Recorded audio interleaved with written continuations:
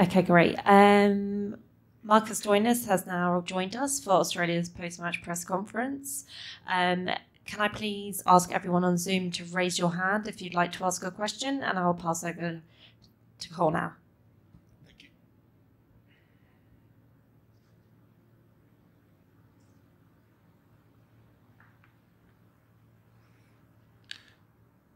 Any questions out there, guys? Ben Horn. Marcus, what were you sort of, focused on out there with, that nervous period at the end there? What was, what did you feel needed to get done to ice the chase? The main thing for me there was actually just trying to stay as calm as I can, and for a Greek Australian, that's pretty hard. So, you saw a bit of emotion come out towards the end, but the main thing is Wadey and I were just communicating, just trying to sort out who was going to bowl each over, make a plan, and then stay calm from there. Marcus, I guess certainly in the Big Bash, both you and Matt are both known as top order players, and there's been some question marks about Australia's finishing.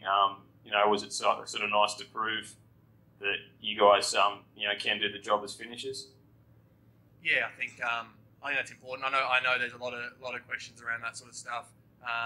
But all we can do as players is play the role that we get picked to play, whether that's at the top, like you said, in Big Bash, or whether that's at the bottom in Australia towards the finishing end. So, it was good.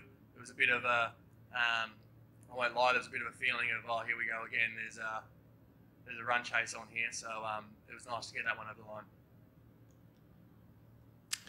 Andrew McGlashan. Hey Marcus, what made it quite tricky out there today? It seemed that there wasn't really any batters on either side that really got fluency until you managed to hit those late boundaries.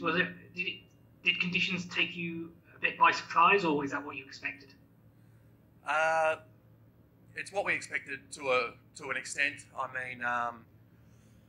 It was quite hard to get under the ball because it was skidding on quite a bit. It was more skidding on, and it wasn't too quick, so it's hard to get under and up under the ball. But I guess partnerships is the key, and then build partnerships, get used to the conditions while you're out there. It's one thing having a plan, but you also got to work things out on the fly while you're out there. So we saw through the IPL the scores weren't as high as they have been in the past, and that might be a trend that we've seen in the World Cup. Andrew Wu. Yeah, g'day Marcus. In tournament play, I suppose the importance is just to get a win, no matter no matter how pretty or ugly it is. How much confidence do you think the team will get now that you've got a win under your belt, and can it sort of set the tone for the campaign? Yeah, I think it's important to start tournaments like this on the right foot, I guess. It's obvious that you want to win. But yeah, in these short tournaments, I think no matter how you win, it's always a better feeling. You wake up the next morning, it's always better winning than losing. So yeah, hopefully good signs ahead. Louis Cameron. Hey Marcus, just on Maxi bowling tonight, obviously it was probably saw more of him with the ball than normal. Should we expect that to continue to happen, or was it a bit of a match-up thing tonight, and obviously no Ashton Agar as well? I think to an extent match-up, but Maxi's a brilliant 2020 bowler. He's very smart. He's obviously played so much, and one of the benefits of batting like he does, he understands the game. He understands what batters are trying to do. So I think he's definitely someone we should be using through this World Cup and in general in white ball cricket. It did match up well to a few of their left-handers, and the wicket suited it. So, but yeah, there's no reason why he won't be bowling.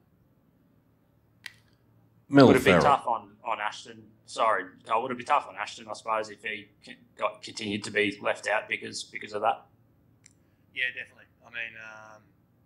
I don't think there's any easy choices, so it's really unfortunate. But I also do think there's going to be. I think everyone's going to get used in this tournament. Conditions, we've got to adapt as we go. He's got such a good record. He's been so good for us, so I wouldn't be counting anything out. Mel Farrell. Thanks, Cole. Thanks, Marcus. Just having such a scrap like that first up, what do you go away and how do you assess the batting performance after a close scrap like that?